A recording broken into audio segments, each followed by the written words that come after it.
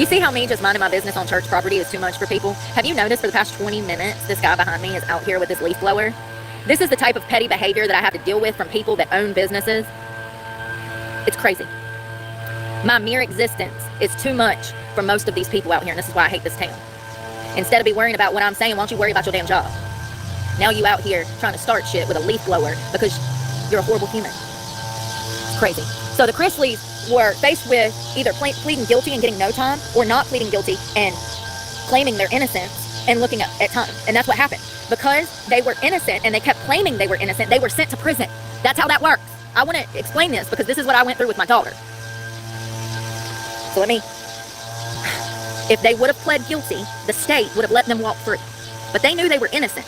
So they said that they were innocent, and the state found them guilty anyways, and they were sent to prison.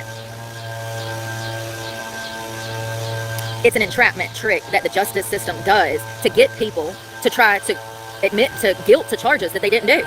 Because the alternative is a prison sentence. So most people are going to plead guilty to something they didn't do so that they don't get time. And I know half of y'all are like, oh, I'd never plead guilty to something I didn't do. You're an idiot. Yes, you would. You'd be the first one. The moment you were looking at 15 years in prison, you gonna go do 15 years. You gonna go do 15 years?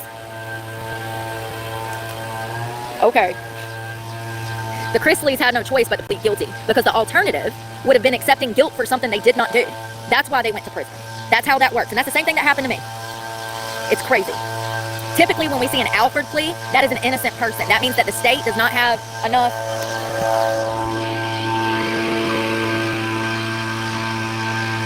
This ain't even his property, first of all. He works across the street.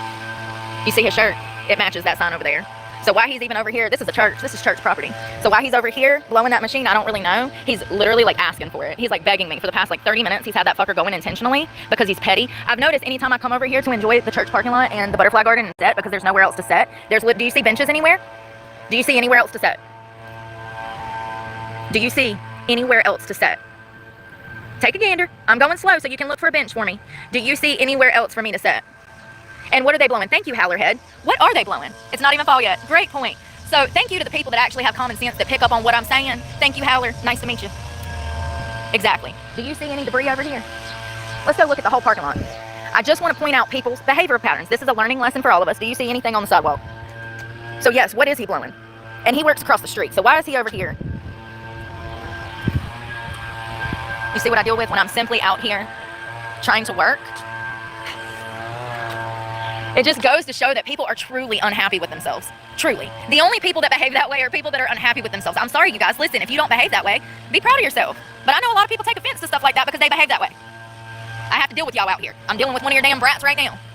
It's crazy. It's absolutely crazy. You know? And here's the thing. They'll be like, oh, don't like that homeless lady around. I'm sitting here trying to work so I can not be homeless. Make up your mind.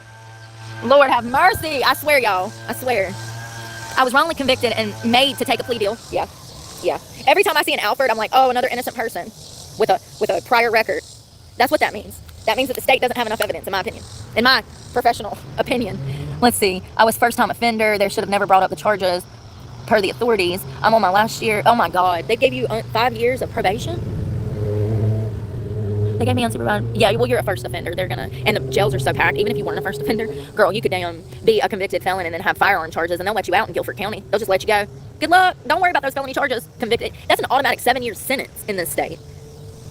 They gave me unsupervised. Have any other charges in my 30